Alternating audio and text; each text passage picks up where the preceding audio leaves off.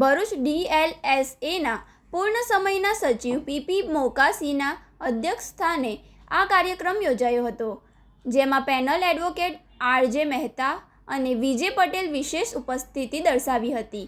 તેમણે વડીલોને તેમના કાયદાકીય અધિકારો, નાલસા ને વરિષ્ઠ નાગરિક યોજના અને સરકાર તરફથી મળતી નિઃશુલ્ક કાનૂની સહાય અંગે વિગતવાર માહિતી આપી હતી.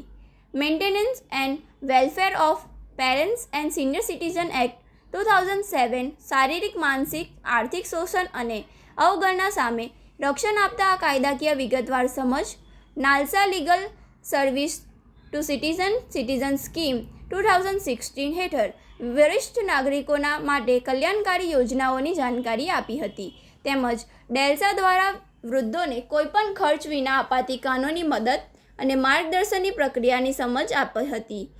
કાર્યક્રમ દરમિયાન વક્તાઓએ જણાવ્યું હતું કે વડીલો આપના અનુભવોનો અમૂલ્ય ભંડાર છે. તેમના પ્રત્યે પ્રેમ, સન્માન અને કાળજી રાખવી એ આપની નૈતિક ફરજ છે.